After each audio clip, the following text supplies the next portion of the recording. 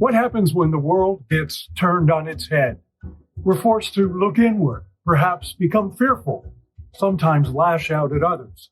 While there are others in the world who don't give up hope because they believe in people. Join me, Kevin Tibbles, and Amy Goldberg for our new podcast, Believe in People, where we meet those who don't give up hope.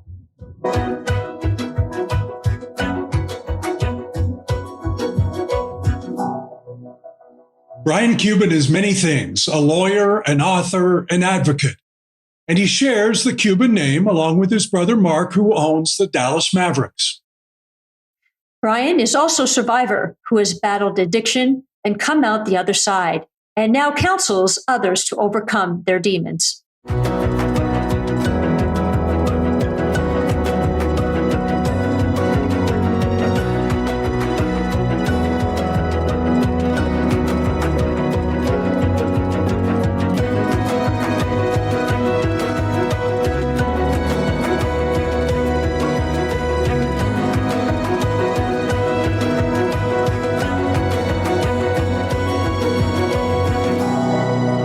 Brian Cuban, welcome to Believe in People. We are so pleased to have you here. Question for you, Brian. Resiliency seems to be your close companion. How did you manage to find the strength during extremely low times? I don't think there's any one thing. I think building resilience is a process. So I certainly wouldn't point to any one thing, but I can say that my family was very instrumental when I was going through my worst times. What were those worst times?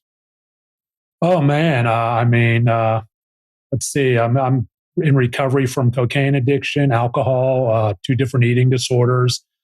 In the summer of 2005, I was very close to ending my life by suicide. My brothers actually came into my house when I had a 45 automatic on my nightstand. And then I had I've been to a psychiatric facility twice, multiple failed marriages as a result of drugs and alcohol. So there were a lot of bad moments. And I guess we should point out that the fact that one of your brothers happens to be Mark Cuban and owner of Dallas Mavericks and a fellow that has been very successful in business. But when you mention family, I don't know if you're talking about a family intervention or whether you're talking about the love of family. I'm talking about the love of family. I'm talking about the love of family. My brothers and I are very close. We have always been close. It's not an accident that here in Dallas, 1,200 miles from where we grew up, we live walking distance to each other, all of us. We have a younger brother, Jeff. So we've always had a very close family, and that was instilled in us by our father at a very early age, who was the middle of 3 boys like me, and he and his brothers were very close. And I just flew out to, and I'm close with his remaining brother, who I just got back from staying in San Francisco. And Brian, so how did this? Very important. And we were talking just before this we started, and just share with us a little bit about your activities as a lawyer. And I know you're not practicing now, but your reasons for sort of diving into that. Sure. Let me give you an idea of what my life was like as a practicing lawyer. So I'll take you all back to the summer of 2007. The Dallas Mavericks were going to the NBA championship for the very first time. My 20th year as a practicing lawyer in Texas. And as you might imagine, I was going to get some pretty good seats to those games. Yep. I also had the opportunity to get a couple of tickets for friends. I called up my brother Mark. I say, hey, yeah, come on over, Brian, get your 2 tickets. So I got them. Do you think I gave them to my friends? Nope. Probably thinking I sold them on eBay for some astronomical amount, right? Thinking like a lawyer. I didn't do that either because that would have been disrespectful to Mark, to the team, to myself. I took those 2 tickets and I traded them to my cocaine dealer for $1,000 in cocaine. Selling them on eBay was disrespectful, but trading them to my cocaine dealer, perfectly acceptable, right? How the mind works in addiction. My dealer shows up at my house. I was very high class. He delivered. I give him the ticket. He gives me this giant Ziploc baggie of cocaine. I go running up to my home office. I dump it out on the desk in this like this mountain of cocaine like I'm Scarface. Wanted to rub my nose in it, go, right? The little cocaine there where you see Al Pacino lying back in his chair. And of course, I had to do some. So I roll up a dollar bill and I line it out. And cocaine users, we're a funny bunch, or I'm a former user, but we're a funny bunch, especially in pandemic times. You wash your hands, you put on the antiseptic, but we'll stick a dollar bill up our nose who's been used by God knows who and has God knows what on it. Go figure. But cocaine had long stopped giving me the feeling of self-love and confidence that I achieved when I did my first line in a bathroom in Dallas, Texas in the summer of 1987, and instantly became psychologically dependent on the feeling of loving myself, even if artificially, because I had hated myself my entire young life at that time. And now it was just paranoia and shame and pain. Do I hear the cops outside? I go looking out my window and there's no one out there. But now I'm all paranoid. So I put the cocaine back in the Ziploc baggie. I drive to a Lowe's home improvement store where I buy electrical faceplate outlets, a drill, and a saw. I drive back to my house and I go to the drywall in the upstairs closets, a white plaster drywall, with the saw and the drill, and I cut these fake electrical outlets in the drywall. I take the cocaine, put it in smaller Ziploc baggies, and I slap it behind the drywall and all these fake electrical outlets and drill them closed with the faceplates on. Bzz, bzz, bzz, bzz, thinking I'm the smartest lawyer ever. Like the DEA, the top drug dogs have never thought of that one before. And so I line some more out, and again, just pain and shame and paranoia again. Are the cops out there? I go peeking out my nailed shut curtains because I'm all paranoid. There's no one out there. So, but I'm really paranoid. I go back to those same electrical outlets. This is about an hour later. Bzz, bzz, bzz, bzz. I take the cocaine out. I go to the bathroom in my master bedroom, and I flush it down the toilet, all of it. The next morning comes. I wake up. Did I flush? No, I didn't. Did I do that? I flushed all my cocaine down the toilet. There's another game tonight. What an idiot I am. I call up my brother again. I get 2 more tickets. I call up my drug dealer again. He comes to my house, said, dude, you did all that last night? I don't want to tell him I flushed it down the toilet like a moron. I said, yes, I did it all. Give me more. Okay, here you go. Rinse, wash, repeat. Back up to my desk, dump it out on the desk again, line it out. Again, just pain and shame, chasing a high that was never going to come again. And there was never an epiphany that I had a problem. It was, well, maybe I need to change out the Grey Goose for the change out the Jack Daniels for the Grey Goose. Maybe I need to get a new dealer. Never, Brian. You have an addiction issue. But there was still the paranoia. I hide it behind the electrical outlets again. Bzz, bzz, bzz, bzz. About an hour and a half later, maybe 2 hours now, go back, take it back out again, go to that same master bathroom, drop to my knees like I had done so many times before, hoping, praying, wishing someone or something to take away this pain and shame, and flushed it down the toilet again. They say when Dallas flushes, it runs downhill to Houston. So I think some people in Houston have right. I've got to ask you this, Brian. Were you ever busted? Did you ever get busted? I have, but not for possession. It was for DWI. Ah, well, which is another addiction. I mean, yes. It wasn't just cocaine; it was alcohol too. So that was what my life was like as a lawyer. That was it. My identity was not as a lawyer. It was somebody struggling with substance use disorder. I've done cocaine in the state courthouse bathroom, the federal courthouse bathroom here in Dallas. I've gone to, and this isn't bragging. This is just addiction. Right. I've showed up to hearings under the influence of Xanax because a lot of my days got to be, especially in the mid 2000s, in the early 2000s, my days were, cocaining through the night and Xanaxing through the day.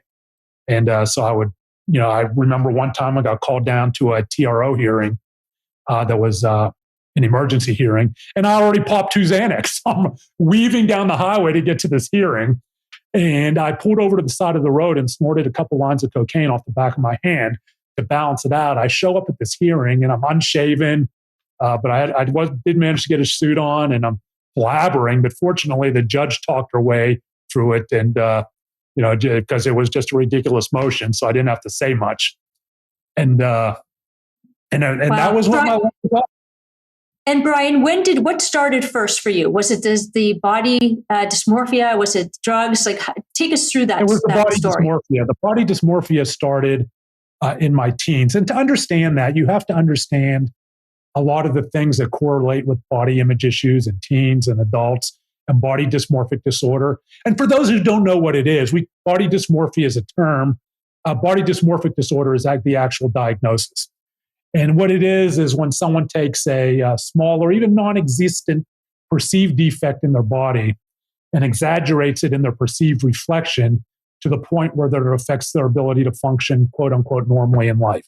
They don't leave the house. They get countless plastic surgeries, this and that. They take their life by suicide. There is a high suicide correlation. There is a high eating disorder correlation. Many things correlate with body dysmorphic disorder. And from here on, I'll refer to it as BDD. It affects about 1.5% of the population, men and women, equally, believe it or not. Wow. People tend to believe that it is a female disorder. It is not. It is also not an eating disorder. People tend to think that it is. And so for me, it really started back as a young boy growing up in Pittsburgh, a baby boomer, back in the day when social networking was playing kickball on the basketball court. Cell phones were 2 cups attached to a string. And growing up with my brothers. And I unfortunately had a very difficult relationship with my mother. And I'll tell you a little bit about this, but whoever watches this, I want to make it clear that I do not blame my mother for the things I went through. Parents do not cause addiction. Parents do not cause eating disorders. There is a difference between cause and correlation. But things that go on in the home can correlate with mental health issues later in life. It'll happen to some, it won't happen to others. That's why it's correlation, not cause. There was a lot of fat shaming in my household. I used to come home from school and to eat lunch, and I'd go to the cabinet and I'd pull out a can of Chef Boyardee ravioli or beefaroni. I used to love that stuff. And I'd use the old style. As did I. Yes, we didn't have electric can openers back then. And we didn't have a microwave. I wouldn't even put it in a pot. I'd stick the food in. Isn't that how everyone eats Chef Boyardee, right? You stick the spoon in and gobble it down. But my mother every now and then would see me doing that, not all the time, and say, Brian, if you keep eating that way, you're going to be a fat pig. Now, these were the things my mother said to her. These were that was something my mother's mother called her. And I'm sure that was something my great-grandmother called my grandmother. Fat shaming in households is often handed down generationally. I'm Jewish, and I come from an Eastern European Jewish family, and there was a very dysfunctional relationship coming from the old country. My grandmother was from Lithuania, very poor, and a very dysfunctional relationship around food. The stereotypical Jewish grandmother. There's a reason for stereotypes sometimes. Eat, eat, eat, right? But criticize when you eat. And so that was kind of handed down. That means Guilt. That's right. And I do not blame my mother for it. She was a young mother in the 70s, right? At a time when, as she struggled with her own mental health issues, a young mother, you could lose your children. We didn't talk about that stuff, especially for women. So she was going through her own mental health struggles with depression and many other things. And her struggle with a mother who was a diagnosed paranoid schizophrenic. So, but being a young boy and a young tween and not understanding these things, I grew depressed and grew to eat more Chef Boyardee and more. And I became a bigger Brian and a bigger Brian. And what happens when kids change for what other kids see as the negative, their bodies change at school? The bullying started, the fat shaming, the fat teasing. But back then, it was much different than it is now. Going viral meant 15 kids in the lunchroom or 20 kids in the gym knew what was happening. Much different today on the internet. But it doesn't hurt any less, right? You're a product of your times. So it all culminated one day, the bullying, in what I call the day of the gold pants. My brother Mark, who taught, this was the mid 70s, 1976, my freshman year at Mount Lebanon High School in Pittsburgh. My brother Mark was teaching disco, believe it or not. This was when we were really getting into the disco era. Saturday Night Fever had just come out, the album and the movie and all that stuff. And disco was huge. It was huge. Excuse me. And Mark was always coming home in these high platform shoes and bell bottoms. And one day he came home and he had this pair of shiny gold bell bottom disco pants. And he gave them to me. He said, "Bri, here, I'm getting some new ones." And I was great. I love my brother. And, he was giving me a pair of his pants. But they fit Mark fine. But they didn't fit me very well. I had to jump up and down, spray the water bottle. My butt looked like bats trying to get out. They were so tight on me. But I didn't care. I was going to wear those pants. And I did. And the kids made fun of them, and they were tight. They were tight, and my stomach hung over them. And the kids made fun, and they, fat pig and this and that, all the stuff. But in my mind, these kids were the prom king, the prom queen, the kids who were getting their first kiss, the kids who were holding hands walking down the tile hallway between the lockers, right? Standing by the lockers smooching. This was in the 70s. And all the things that I wanted so badly. Going to the football games after school together, the after school parties I wanted to be invited to, going to see Cheap Trick, or even back in those days, Billy Joel wasn't big, was big, but the big concerts that I wanted so badly to be included in. So I felt that if I hung around them, even though these kids were making fun of me, one day it would be like a fraternity hazing, and they would say, "Okay, you're now one of us." But that isn't how bullying works. But back in those days, this is before the internet, my images of popularity were the kids I saw every day. And so I'm walking home from school with these kids, a group of kids who, again, were, in my mind, the kids of the group I wanted to be with, but they were also a group of kind of bullies.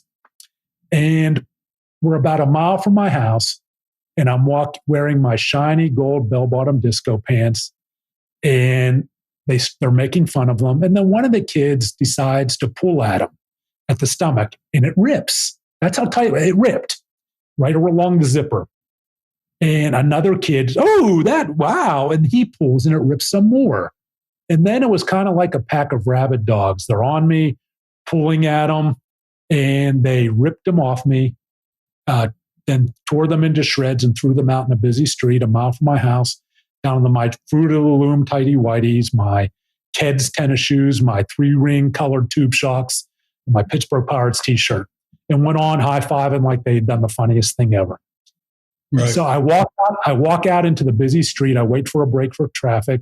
I walk out in the busy street, head back to the sidewalk with the shreds, and I covered up my tighty whities and waddled home. Boop, boop, boop, boop. People gawked. No one stopped. And I got home, and the house was empty. And I walked down into the basement, and it was these old blue wooden stairs,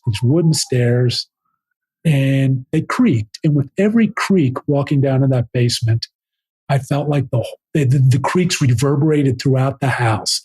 They reverberated throughout Mount Lebanon to where my dad was fixing cars a mile and a half away.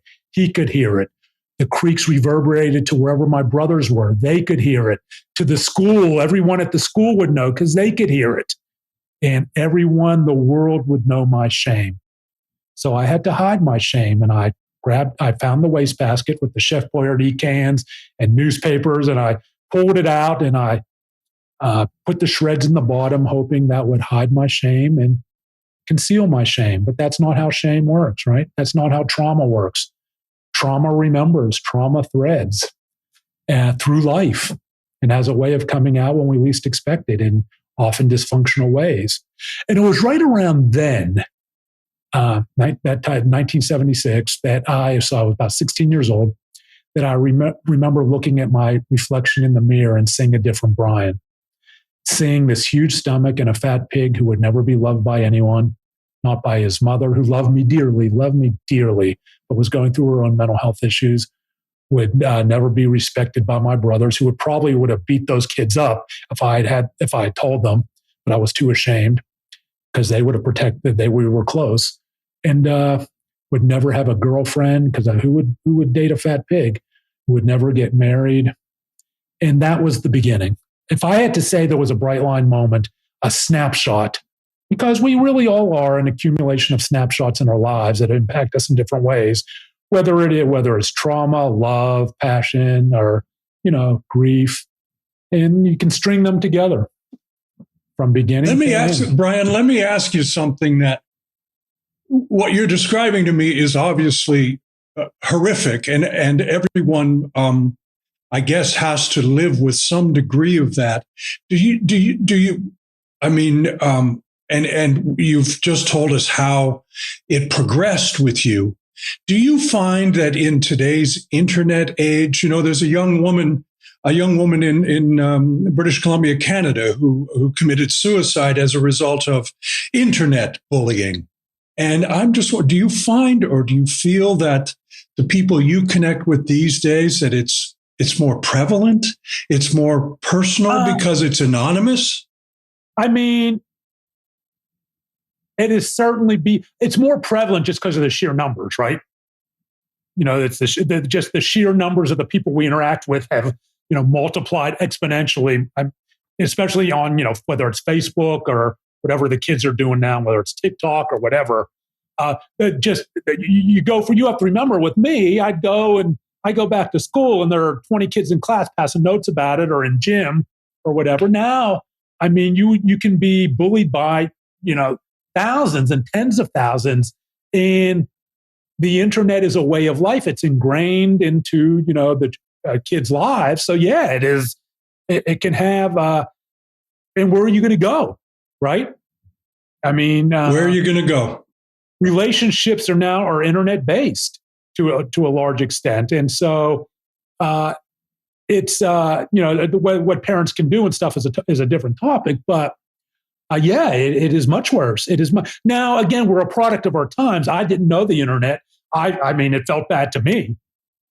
I'm sure. So, without all that, but yeah, it's much worse because you can be bullied by thousands that you never have met, and thousands of people that you've never met. Right. So, where did you go in the end? You became an adult. You became a lawyer. You were supposedly successful up to a certain point, but your self-image that you described earlier still stuck around, still followed you everywhere you went. You became addictive. You had those issues you described. Where did you eventually end up going? I ended up going to the gun.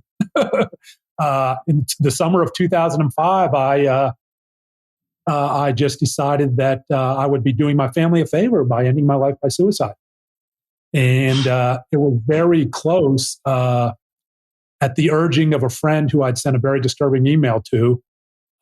He contacted my brothers and they showed up at my house. And my younger brother, Jeff, showed up first. And I had a 45 automatic on my 45 automatic on my nightstand. And I was Xanaxed out. And my brother Mark flew in from LA, and they dragged me kicking and screaming in my first two trips down to a psychiatric facility. So that's where that ended up. And even that, I wasn't ready after that. I hate the term rock bottom because that term insinuates that the worst has to happen in our lives before we get better. Yeah. But the goal should always be to recover and find recovery at the highest point, right? Much to their chagrin, I refused any help. They tried to put a psychiatric hold on me, but in Texas, that's difficult. And I'm a lawyer. I knew what to say. So they drove me back to my house and they did what I call the Cuban rehab. They took my car keys and said, stay in your house for 2 weeks and everything will be okay, sober up. And that's not how addiction works. But my family is no different than anyone else. You're struggling to figure it out. And I remember thinking, having my thoughts to that were, that's no problem. My drug dealer delivers. And Brian, when did recovery start for you then? So when did it take? The recovery began. My recovery began. My sustained recovery began in April of 2007. I'd been seeing a lady for about a year at that point.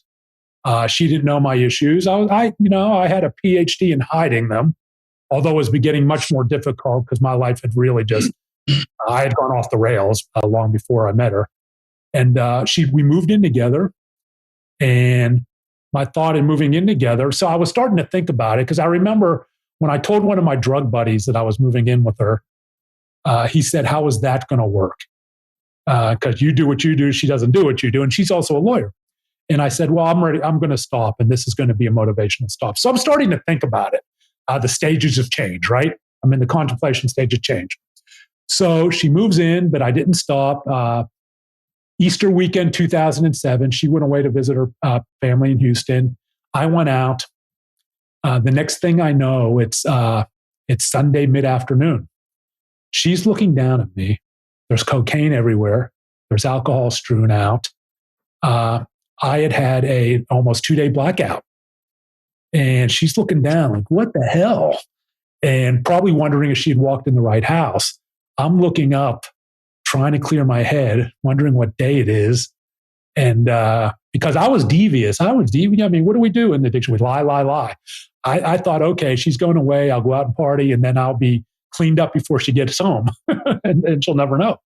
And so, so I'm trying to think of what lie I can tell to explain this Law and Order episode orgy of evidence that I might not be the person I represented myself to be, right? This upstanding lawyer. And, but there's no way to explain. There's only one explanation for. And so all I could think was kind of a running home to mama. I said, "Take me back to Green Oaks Hospital, where I'd gone the first time." And she had no idea I'd been the first time. Like, what? Back? And so she drives me down there, and we're standing now in the parking lot waiting for intake. Now me for the second time in my life. And she's crying, and I'm thinking, I'm in that parking lot. I had a few thoughts. One, she's going to leave. I'd leave, right? She's going to leave me. She didn't. She stood by me, and I found recovery and repaired the broken trust. And now we've been together going on 17 years and married going on 5. So not all relationships will survive it, but ours was able to. 1, because she's a saint. And 2, because I had to do the work for me, right? I couldn't do it for her. I couldn't do it for my family. I couldn't do it for my pets. I couldn't do it for my parents. It had to be for me because parents pass. I just lost my mom in February, and my dad passed in 2018. Spouses and significant others leave, right? Or trauma happens in life. Pets die. And recovery has to be stronger than all of that. And so that was one thought. The second thought was there wouldn't be a third trip back because I'd be dead. And the third thought was about my father. My father, who was a veteran of the Pacific, fought at Okinawa, was a CB in World War II, fought in Korea. My father, who was the middle of 3 boys like me. My father, who operated a trim shop. And if you don't know what a trim shop is, they put on convertible seats, they upholster seats, they put on convertible tops. Very blue collar guy. He ran that trim shop with his older brother, Marty, from the end of the Korean War until his brother passed in 1999. And I thought about what he used to say to Mark, Jeff, and I growing up. He'd say, "Guys, whatever you do in life, wherever you go, pick up that phone and check on your brothers. Tell your brother you love him. Make sure your brothers are okay." He was giving us the gift of family that his father had instilled in them. Even though, his father, there was a difficult relationship just because of the old school stuff. His father was very closed off emotionally, but he and his brothers were so close. And this was a gift that he was passing down to us. And I wasn't ready to lose that gift. I wasn't ready to lose my family. And if you want to know how that gift stuck, as I said prior to going on air, all these decades later, 1,200 miles from Pittsburgh, Mark, Jeff, and I live walking distance to each other. That's not an accident. Until my father passed away in 2018. He lived across the street from me. That's not an accident. And that was a gift I didn't want to lose. And I knew I was close to it. I wouldn't lose my brother's love, but they were frustrated, and family's distance. Family's distance. I wasn't seeing my nieces and nephews. I wasn't seeing my brothers. I wasn't seeing my parents. And I decided it was time. One of the things that you pointed out is that, no one else can do it for you, correct? Your spouse can't do it for you. Your family can't do it for you. You have to do it for you. Family and spouses and friends can be supportive and help lay a framework, right? But no one can help you, here's the road you can take, but if you don't want to take them at a point, it's all on you, right? My family tried to do it. I mean, I am very privileged, and I should acknowledge that. It would be disingenuous not for me to acknowledge the privilege that I've grown up with. Even middle class is privilege, right? And I have last name privilege. I have skin color privilege. I have financial privilege.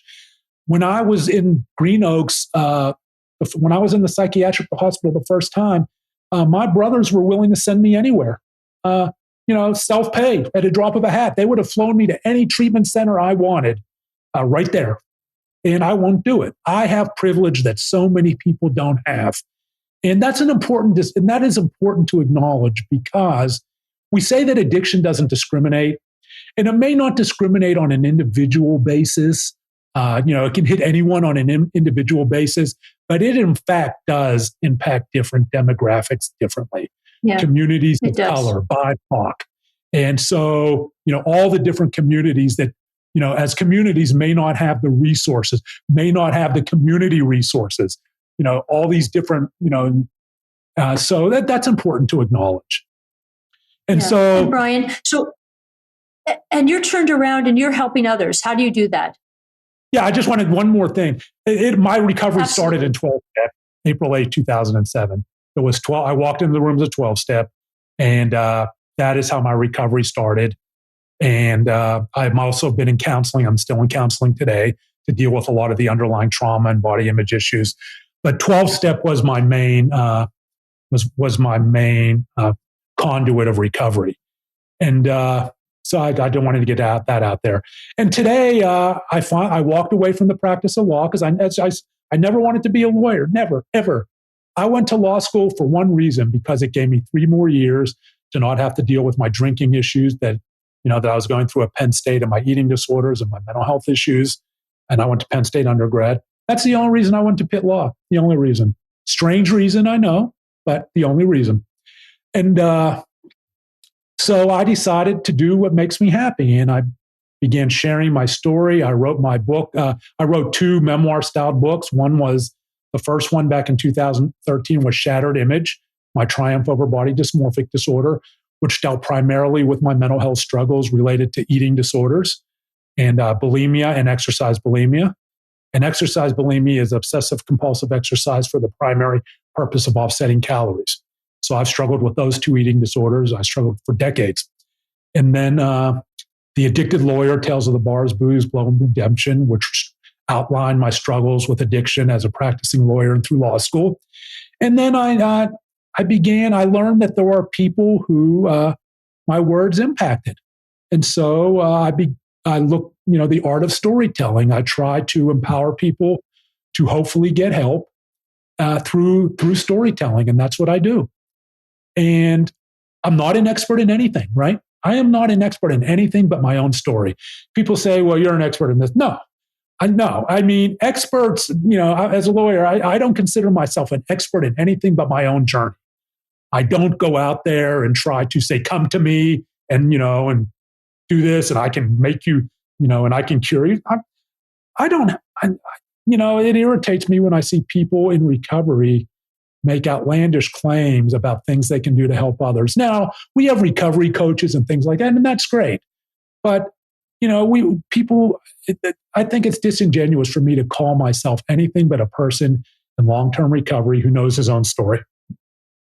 Before we let you go, Brian, I think we should ask the question, and that is if there is anyone out there who is listening to this, who is dealing, you may not be an expert, but my goodness, you're certainly a survivor. What should someone do who has a 45 on the nightstand? That has a 45 on the nightstand? What, are you assuming someone I mean, there's no way for me to answer that question. Someone who is that deep into suicidal thoughts, my I would be talking to the people around them and not to that person, right? To stay engaged, to stay engaged, to ask people how they're doing, ask your family members how they're doing, to engage as much as possible, and take a mental health first aid class to help you see the signs. For something like that, I'm talking to the family, talking to the friends, so you can see the signs of that. Because I can tell you, as someone who's been there, suicidal ideation can, for me personally, came across me very quickly, and it can be boom, boom. And that's where I see a lot of guilt with families who have been through this. What did we see? What didn't we do? And there is tremendous guilt. But sometimes, you can miss subtle signs, but you can't always be there. But do everything you can to educate yourself as family and friends to understand what it means for someone to be going through depression and for someone to transition into suicidal ideation that can transition into actually creating a plan and getting the means, which is where it really gets serious, which is where we really have trouble. So take a mental health first aid class, learn the 2 ask rule, right? First question, how are you doing? And before that question breaks, do you know that if you want to talk, I am there for you?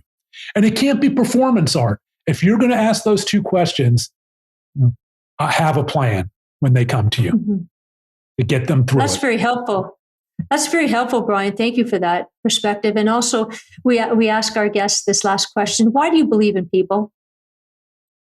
I believe in people's. Everyone has the ability. I believe that everyone has the ability to use the tool we've all been given, some more than others, and it can be learned as well.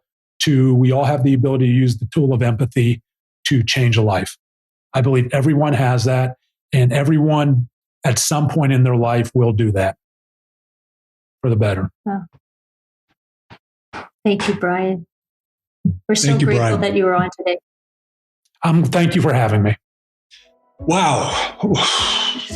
That took my breath away. What a conversation. What a story. What a history.